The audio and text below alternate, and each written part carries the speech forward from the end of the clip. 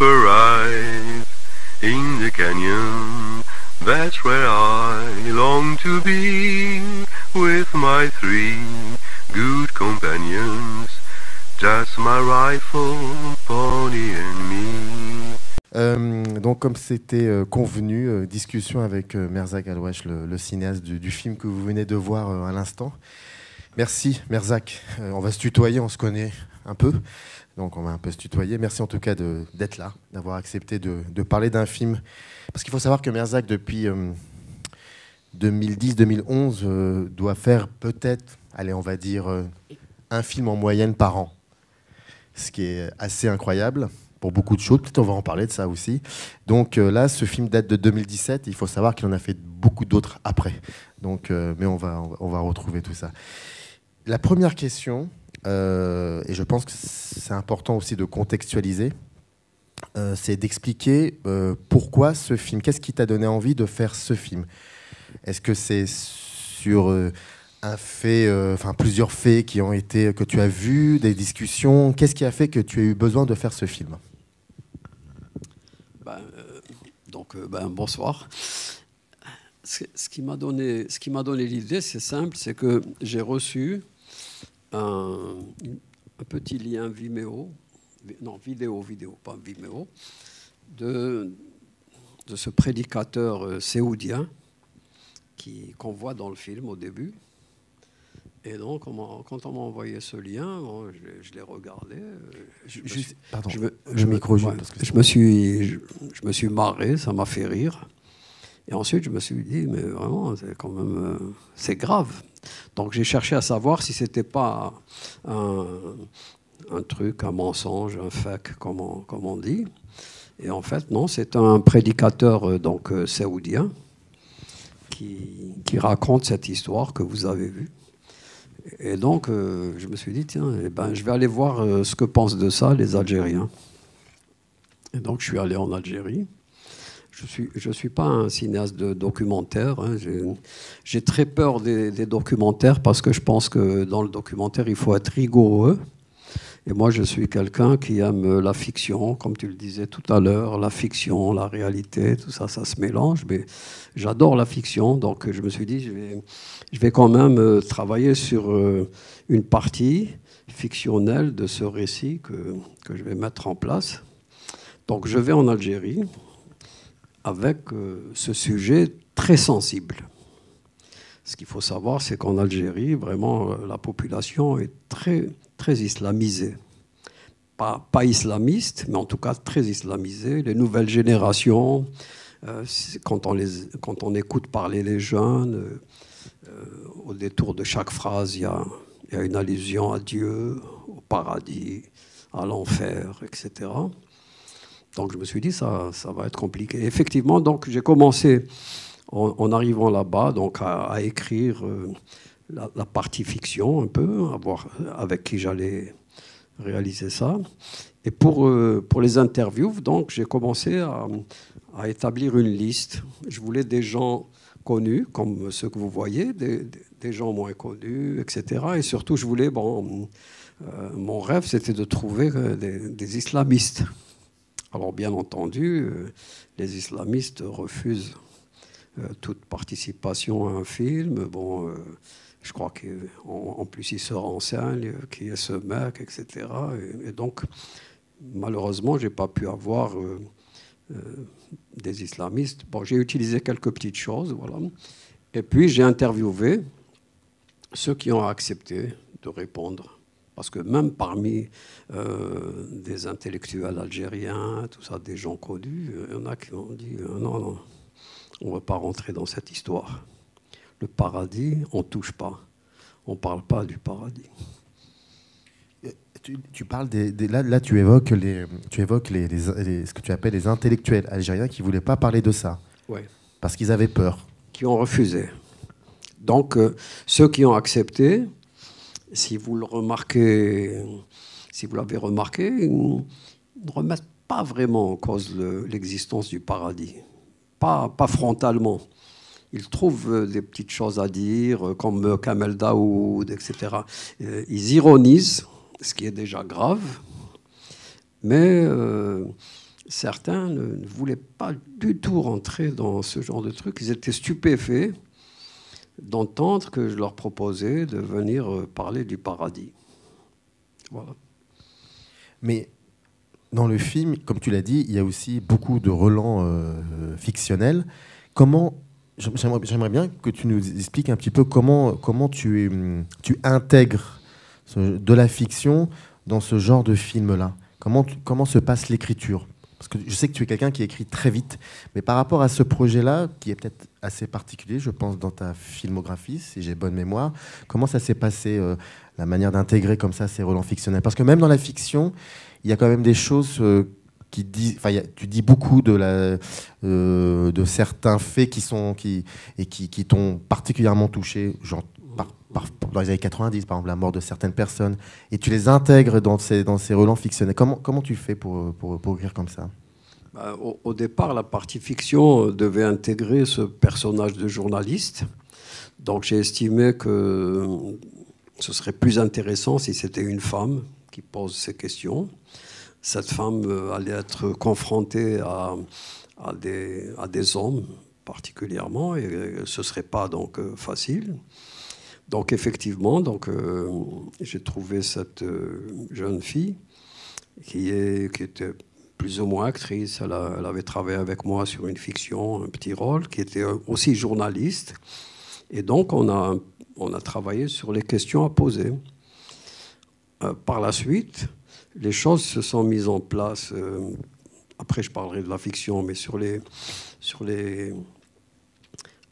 la partie documentaire, les choses se sont mises en place. Elle a compris son personnage, comment questionner, etc. Ce qui fait que pendant cette partie de documentaire où cette femme pose des questions, moi, je ne m'occupe pas du tout des réponses. Je me dis que je vais travailler ça au montage, donc je la laisse, je n'interviens pas. Et particulièrement, il y a une séquence qui se passe avec des jeunes d'une ville, Mostaganem, où ces jeunes partent en roue libre sur des problèmes qui sont n'importe quoi, avec un rappeur, etc., et qui énervent l'actrice. Et ça, c'est de la fiction, mais ça fait partie du documentaire. J'ai pas voulu arrêter, j'ai pas voulu lui dire non, ton rôle c'est pas de t'énerver, ton rôle c'est de poser des questions, etc. Donc voilà, j'ai laissé faire, et c'était intéressant parce que franchement j'apprenais des choses, parce que je savais pas quelle allait être la réponse générale sur ce problème de la part d'Algériens qui vivent dans un pays vraiment où la bigoterie est à 100%, où tout le monde est musulman. Si on dit à quelqu'un qu'on ne croit pas en Dieu, c'est la catastrophe, quoi. Il est prêt à vous planter un couteau. Tu avais déjà envie de faire un film sur ça, sur les répercussions, comment je pourrais dire ça, sur le fait que la religion est intégrée, enfin, se soit incrustée comme ça dans le quotidien des Algériens. Est-ce que c'était un film que tu voulais faire depuis longtemps, ou c'est un concours de circonstances avec ce lien qu'on t'a envoyé? Non, c'est pas un film que j'ai préparé depuis longtemps. C'est un film qui est, comme je vous l'ai dit, qui est arrivé lorsque j'ai visionné cette petite vidéo. Et quand j'ai mis les choses en place, ça a été au fur et à mesure. L'histoire d'une rédaction d'un journal, c'est un vrai journal. Quand j'ai demandé à tourner dans ces bureaux-là, un jour où il n'y avait pas les journalistes, les gars ne m'ont pas posé de questions. Qu'est-ce que tu fais là? Voilà. Donc, le journaliste qui est là est un vrai journaliste qui a travaillé avec moi. Donc, on est entre la fiction. Je règle des choses concernant la fiction et je me laisse emporter par les questions qui sont posées, les réponses. Donc je me retrouve d'ailleurs avec 7 heures de rush. monté, pré-monté.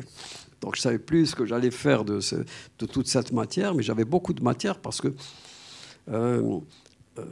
finalement, les gens se laissaient aller et participer vraiment à cette recherche, parce qu'on ne leur expliquait pas d'abord les questions qui allaient être posées. Donc, chaque fois qu'on arrivait dans un endroit, par exemple au cybercafé,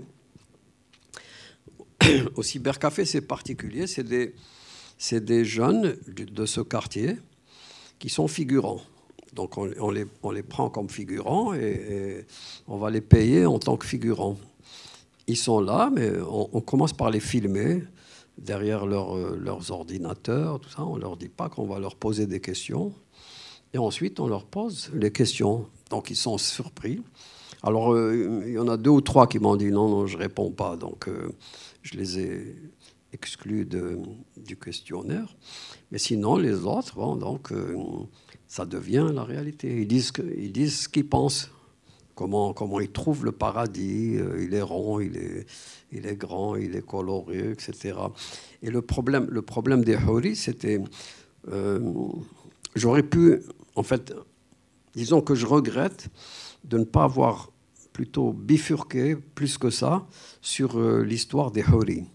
Puisque les Houris font partie du mythe qui conduit donc des jeunes à se sacrifier, à devenir martyrs, pour aller le plus vite possible rejoindre ces fameuses Houris qui sont quelque part, qui les attendent, etc. Alors, les Houris, en fait, la Houri, ce mythe de la Houri vient de l'hébreu, et il semblerait qu'il s'agit d'abord d'un œil. Ce qu'on appelle la Houri, ce serait un œil. Et donc, il y a quelque chose... Je n'ai pas fait de recherche là-dessus, j'ai juste appris que c'est un mythe très ancien. Pourquoi c'est devenu un nombre, 62 ou je ne sais pas, tout ça, bon, personne n'avait de réponse. Donc on a plus travaillé sur... Comme j'aime bien aussi l'humour, on a travaillé sur ce qui nous emmenait vers une espèce d'humour à propos d'un truc dangereux. Comme je savais que ce film ne passerait pas en Algérie. Donc il est passé en Algérie ou pas, ce film? Je ne me souviens pas. Non. Oui, non. Non. S'il est passé, bon, de toutes les manières, il n'y a pas de salle. Donc je ne vois pas où il pourrait passer. Il passe pas, mes films ne passent pas à la télé. Peut-être dans un festival. Oui, au festival d'Oran.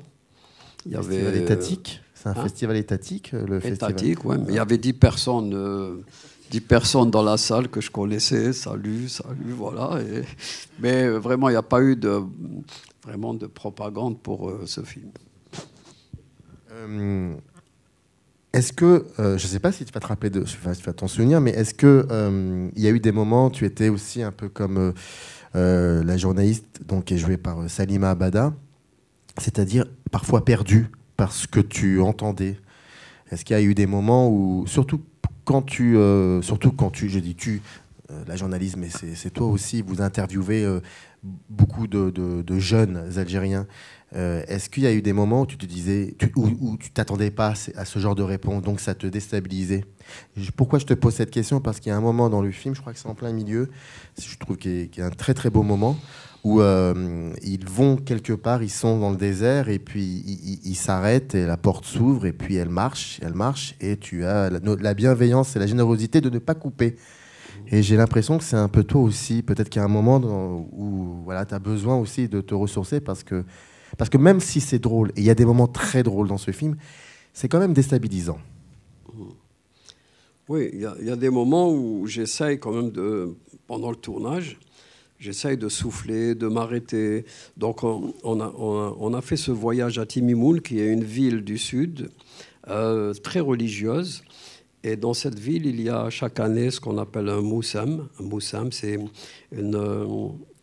une grande réunion de saints, on honore les marabouts, etc. Des gens viennent de toutes les régions, et il y a la fantasia, il y a des joutes oratoires, etc. Il y a toute une série de manifestations. Donc je suis allé à Timimoun pour essayer de filmer ça et en même temps d'interviewer. Bon, c'est là où j'ai eu le plus de difficultés à interviewer des gens. D'ailleurs, j'intègre ça dans la fiction, puisque la fille, elle parle, la journaliste, elle dit c'était très difficile d'interviewer des femmes, etc. Bon, ça, c'est vrai que c'était difficile. Donc, j'étais dans un mode roue libre. Je savais qu'il fallait que je tourne le plus possible, mais qu'il fallait aussi que je laisse parler les personnes le plus longtemps possible. Donc je ne voulais pas les couper, ce qui m'a ensuite posé pas mal de problèmes au montage, parce que la matière était vraiment... les gens se lâchaient, etc. Donc voilà, c'est un film particulier pour moi, qui n'est pas dans mes habitudes, quoi. Oui, et tu dis ça, effectivement, les gens se lâchent, mais moi je me souviens quand il y a eu le Helak, je ne sais pas si tu l'as bien vécu parce que tu as tourné aussi là-bas. Ce qui était assez impressionnant, c'était de voir qu'on pouvait prendre un appareil photo ou une caméra et il n'y avait aucun souci. Et avant le Helak, c'était très problématique. Et il n'y avait aucun souci, les gens demandaient à être filmés. Et bon, ton film a été fait en 2017, donc... un an et demi, 2 ans avant le Helak, et le fait que ces gens aient besoin de parler, ça me rappelle aussi des débats dans les festivals en Algérie, où les débats peuvent parfois prendre des tournures très surréalistes, mais parce qu'on a l'impression qu'il y a ce besoin de parole omniprésent. Alors, donc, moi j'ai vécu en Algérie la période d'après l'indépendance, le parti unique, et même pendant le parti unique, les gens parlent. Les gens parlaient. Donc, on parlait beaucoup dans les bistrots, au restaurant, dans la rue, entre copains, malgré la présence de ce qu'on appelait la sécurité militaire. Et sachant que, enfin on pensait, parce qu'on n'a jamais eu toutes les preuves, sachant que beaucoup de gens de la sécurité militaire étaient là à écouter. On avait une cinémathèque à Alger qui était très importante, avec beaucoup d'invités étrangers. On a eu beaucoup de cinéastes qui venaient présenter leurs films et on avait des débats à la Cinémathèque d'Alger, qui se terminait très tard, 1h du matin, etc. On savait pertinemment qu'il y avait des films de ces services de sécurité, pas des films, des policiers qui étaient là en civil, qui écoutaient, peut-être que je ne sais pas s'ils ont enregistré ou s'ils notaient, mais bon, tout le monde s'en foutait. Donc, il y a quelque chose de démocratique chez l'Algérien, dans son fond intérieur, qui est là depuis avant l'indépendance, depuis la colonisation. Donc on parle.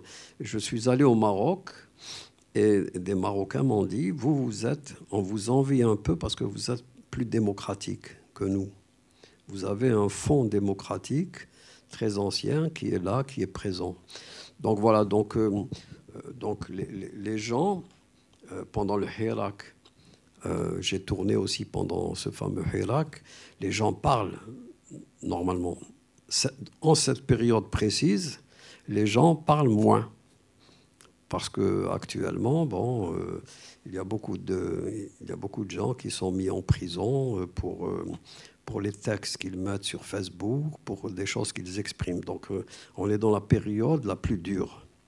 Et donc, certaines personnes qui parlaient pendant le Helak ne pourraient pas parler maintenant. Moi, je ne pourrais pas tourner ce film à présent. Voilà. Mais pendant le tournage de ce film, de ce documentaire fiction, j'avais une autorisation de tournage. Alors, ce qu'il faut savoir, c'est que l'autorisation de tournage, c'est vraiment nécessaire. Et cette autorisation de tournage, il faut l'avoir en 200 exemplaires parce que chaque fois qu'on sort une caméra, il y a un flic qui vient nous demander l'autorisation de tournage et il la garde. Voilà, donc on a besoin, mais tout ça, c'est des choses qui sont admises, qui sont connues. Question.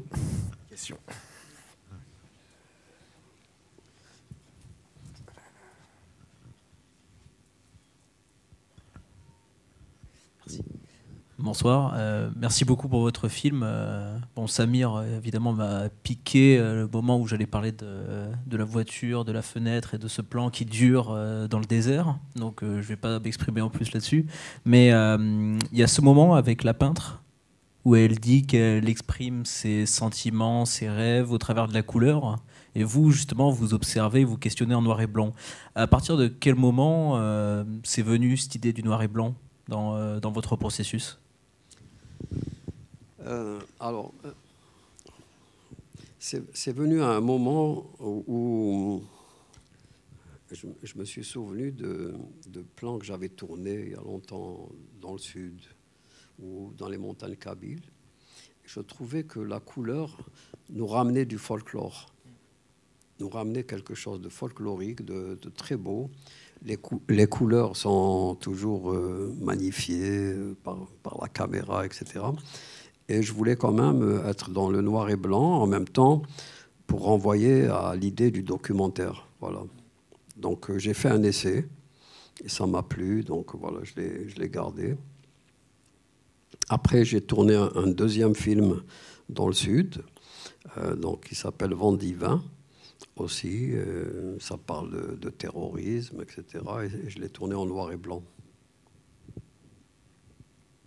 Merci. Et vous parliez d'un plan où elle parle avec sa tante ? Non, c'était avec la peintre. Hein ? Avec la peintre. Ah, avec la peintre, oui, Oui. j'ai compris là. Non.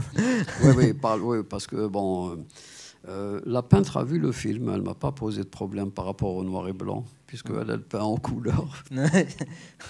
Non, mais c'est une question qui interroge dès le début du film, et c'est vrai que quand il y a eu cette réplique, ça m'a encore plus interpellé, et je me posais la question justement du réalisme, en fait, parce que vous le dites, la couleur, ça donne ce côté folklorique, et on a tendance à penser, de façon, je ne saurais pas comment le dire, mais populaire, que la couleur, c'est le réel. Mais alors que non, la couleur, c'est une question de perception. Et justement, la couleur au cinéma, elle est encore plus de l'ordre de la perception, parce qu'elle est modifiée. Et puis, selon les endroits du monde où on se situe, les populations, les communautés avec qui on est, on va avoir différentes perceptions de la couleur, comme les Esquimaux qui vont décrire en 25 couleurs le blanc, par exemple. Donc, c'est pour ça que je me questionnais là-dessus. Et moi, j'ai beaucoup aimé voir les films qui étaient tournés en noir et blanc. Et particulièrement, ce qui m'avait frappé, c'est que le noir et blanc des premières années du cinéma est resté intact par rapport aux films en couleur des années avant qu'on commence à restaurer les films. Hein, je vous parle. Donc les films des années 60, 70 en couleur étaient délavés. Bon, les copies, je pense que le négatif n'était pas touché, mais les copies qu'on nous passait, qu'on voyait à la cinémathèque, et même certaines copies qu'on voyait à la télévision étaient vraiment délavées. Alors que le noir et blanc reste vraiment très longtemps. Et c'est pareil pour les photos. J'ai des photos anciennes en noir et blanc qui sont intactes et des photos moins anciennes qui sont déjà en couleur, qui sont déjà délavées, quoi. C'est un phénomène que je ne connais pas.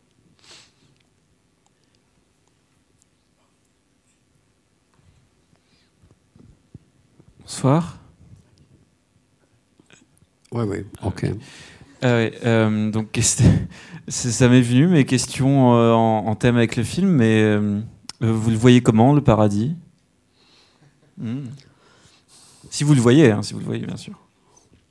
Écoutez, je pense que beaucoup d'enfants ont vécu ce que j'ai vécu quand j'étais vraiment gosse, quoi, très jeune, et par rapport à ce que nous racontent les parents. Donc en fait,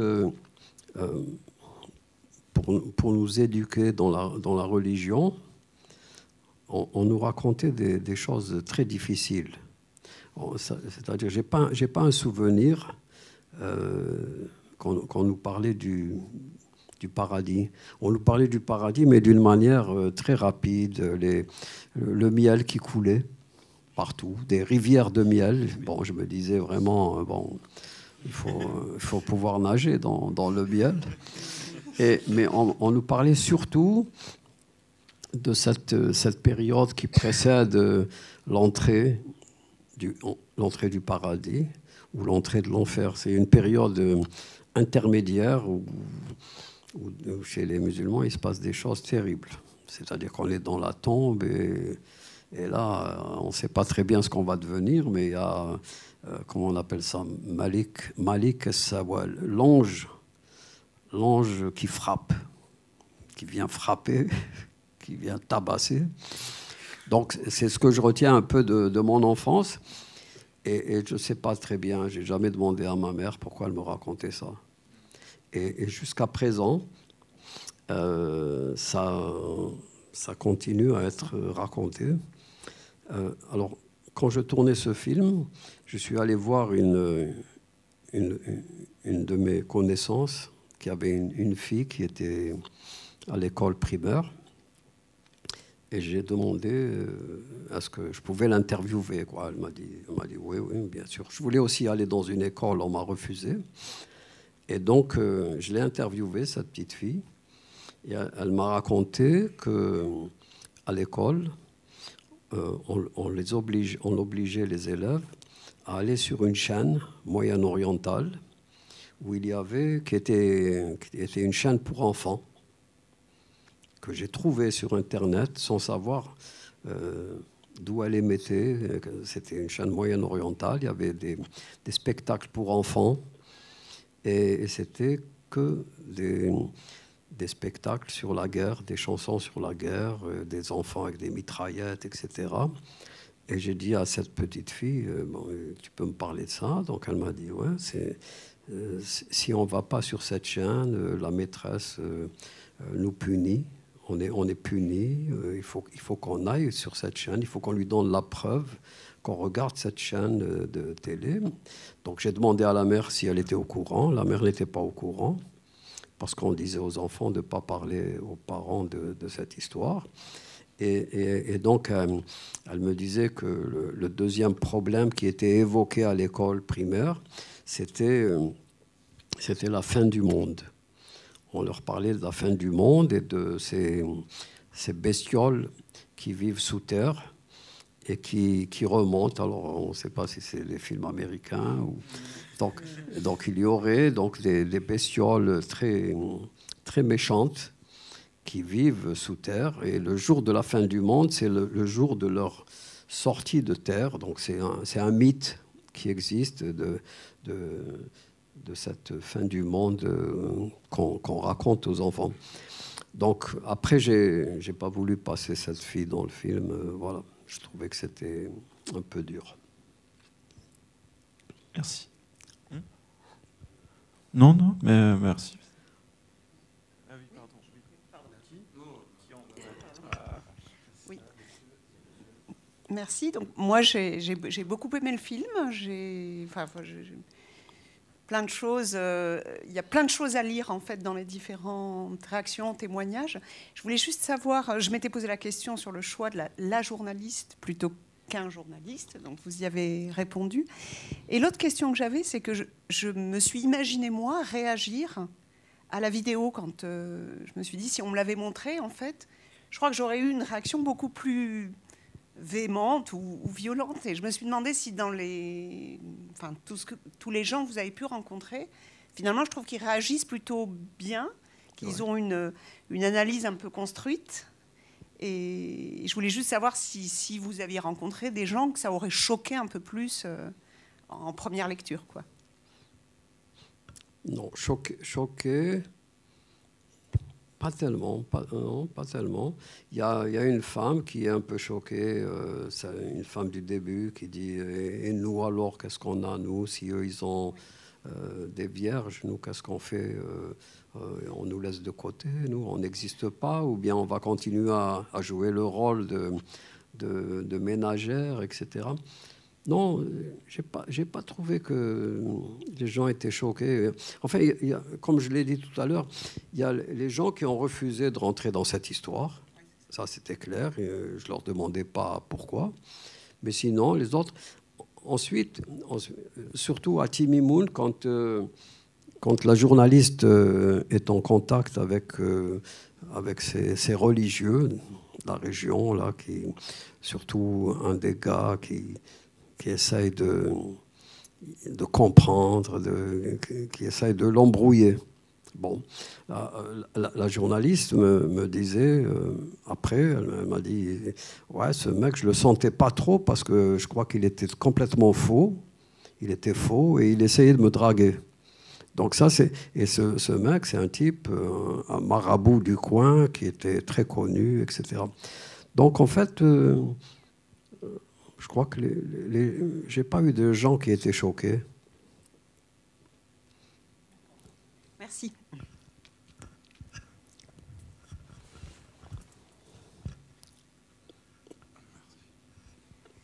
Bonsoir Monsieur Alouache. Bonsoir. Déjà merci pour votre présence. Et vous avez parlé de l'acheminement, de l'acheminement du documentaire.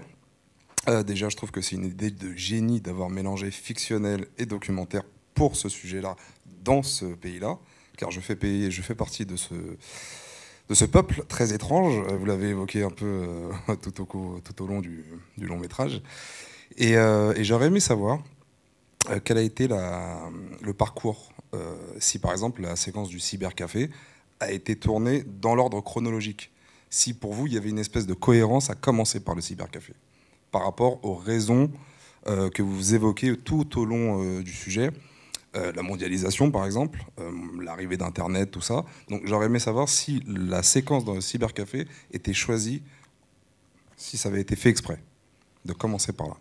Non, quand j'ai commencé le montage, oui, là, l'ordre s'est présenté à moi, donc je changeais d'ordre, etc. Ça, c'est le montage habituel. Mais pendant le tournage, j'étais pris par l'organisation du tournage. Je n'avais pas beaucoup de temps et nous avions des réponses qui arrivaient brusquement, des gens qu'on ne pouvait pas contacter, qui finalement étaient d'accord, qui donnaient rendez-vous. Donc on était tributaire de l'ordre des intervenants. Donc voilà, par exemple, quand je vais interviewer Kamel Daoud, il est dans son village chez sa mère et il ne peut pas se déplacer, donc il faut qu'on aille là-bas et il nous propose un jour précis, donc il faut y aller. Donc tout ça se faisait au fur et à mesure. Ça n'avait rien à voir avec un tournage de fiction où on doit avoir un plan de travail. Je sais que je devais faire vite, que j'avais pas beaucoup de moyens financiers. J'avais une petite équipe avec 2 petites caméras. Et il fallait que j'engrange le plus possible d'images, de sons, d'interviews, etc. Donc en fait, on n'a vraiment pas traîné. Je sais pas, je crois que j'ai tourné en 10 jours peut-être. Une petite dernière qui n'a pas trop de rapport, mais aujourd'hui, Mokrane de Salut Cousin, une fois qu'à la fin du film, il se retrouve en Algérie, vous l'auriez situé où dans cette société d'aujourd'hui, Mokrane en Algérie, par exemple, sur cette question-là? Mokrane de Salut Cousin, je l'aurais situé en France. Il serait revenu. Je sais pas s'il y a beaucoup de gens issus de l'émigration qui arrivent à s'intégrer là-bas. Parce qu'il y a un problème déjà. À l'époque de Salut Cousin, il y avait ce problème entre les émigrés et les blédards, ce qu'on appelle les blédards et les émigrés. C'est-à-dire qu'il y a une espèce d'attraction-répulsion. Avec des choses nouvelles, c'est que depuis quelque temps, on sait que le fonctionnement des émigrés va permettre aux blédards de trouver des astuces pour venir s'installer, pour faire du commerce, pour faire de la contrebande.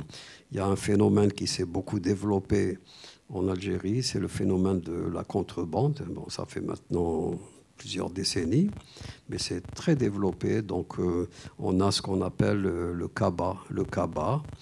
Donc, le Kaba, c'est des jeunes blédards qui viennent en France, surtout à Marseille, qui remplissent des cabas de produits divers, je ne sais pas, du Nutella, des fromages, etc., et qui vont les rentrer pour les mettre en vente dans certains magasins avec la complicité de douaniers et aussi avec la complicité d'émigrés, des cousins, des trucs comme ça. Donc il y a tout ça, ce qui fait que chacun trouve son compte dans le va-et-vient entre l'émigré et le blédard. Bon, mais ça n'a rien à voir avec le paradis.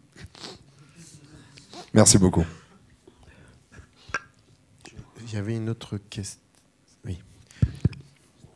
Mais je rebondis, pardon, excuse-moi Thierry, mais Bab el Oued City, c'était avant Salut Cousin. Oui, avant. Et le personnage, l'acteur qui joue le rôle de Mokrane dans Salut Cousin, j'ai l'impression que c'est Mokrane dans Bab el Oued City. Donc aussi. Aussi. Voilà. Ouais. Bonsoir, merci pour le film. Moi, ça m'a beaucoup touché, même à titre personnel, voilà, étant issu d'une culture forcée, assez religieuse.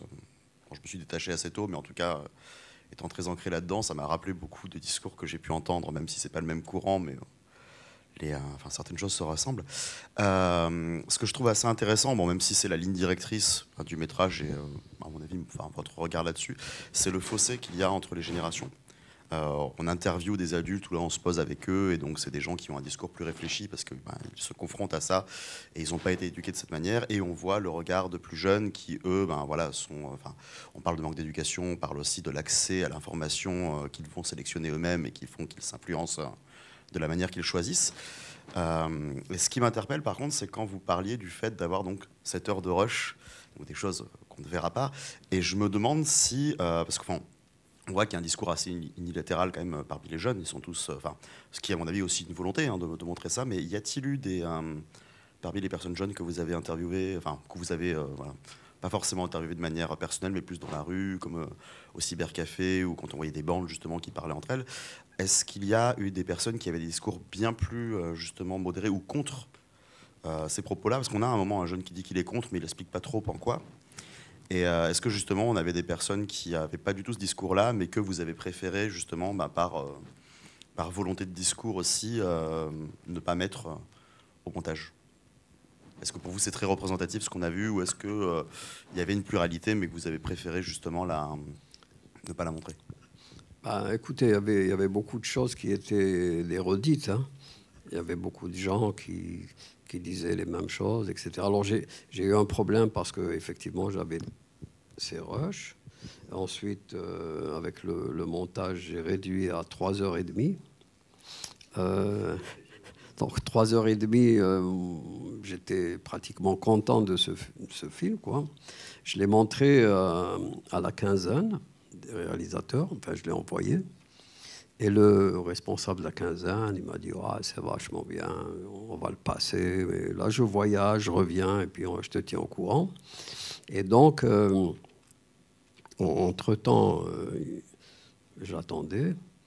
Quand il est revenu, il m'a dit écoute, l'équipe n'est pas très convaincue, il faudrait diminuer.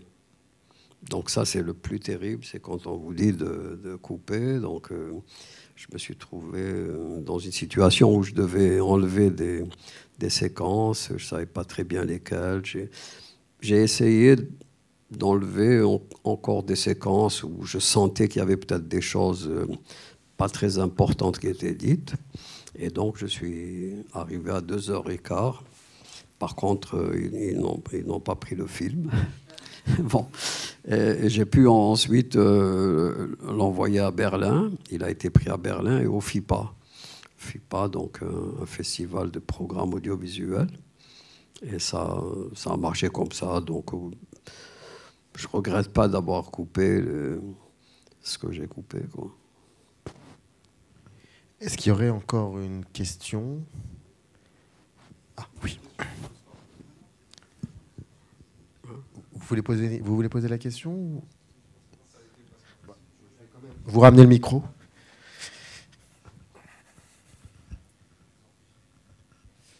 Non, c'était simplement pour savoir au niveau du processus de production si c'était une coproduction entre la France et l'Algérie ou si c'était uniquement une production algérienne. Voilà. Non, il n'y a pas de coproduction. Par contre, j'ai eu une aide de l'Institut français d'Alger. Je pense qu'ils nous ont donné 10 000 euros qui nous ont aidés pour la post-production. Mais je ne l'ai pas déposé pour une aide en Algérie parce que je savais que je n'aurais pas d'aide. Donc, c'est vraiment... je l'ai travaillé sur mes propres fonds de ma société de production à Alger, quoi. Bon, c'est pas un film qui coûtait cher, hein. On était en équipe réduite, on circulait rapidement et on a tourné rapidement, quoi. Merci. Peut-être une dernière question. Ce film, bien évidemment, j'imagine que toutes les personnes qui sont interviewées dans ce film l'ont vu. Et quelles ont été leurs réactions? Je pense par exemple à la journaliste Sarah Haider qui vit encore en Algérie. Et je ne sais pas si elle referait un film comme ça aujourd'hui, si elle... je ne sais pas, j'en sais rien. C'est pour ça que je pose la question. Comment est-ce que tu as eu des retours par rapport à... Si déjà tu leur as montré le film, et si oui, quels ont été leurs retours à chacun, à chacune? Si on a eu, bien évidemment. Non, j'ai pas eu de retour parce qu'il a été vu donc à Oran dans un festival et il n'y avait pas les gens que j'ai interviewés.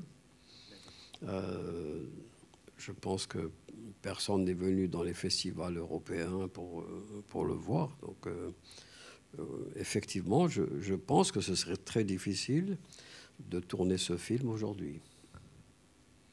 Ce serait carrément impossible. Enfin, j'aurais des problèmes, quoi, pendant le tournage. Est-ce qu'il y aurait une question? Je pense qu'on va donc cesser cette conversation. En tout cas, c'était un plaisir, Merzak, que tu reviennes sur ce film de 2017. Et tu en as fait combien après, je crois? Après celui-ci? Ouais, 5 films. Hein.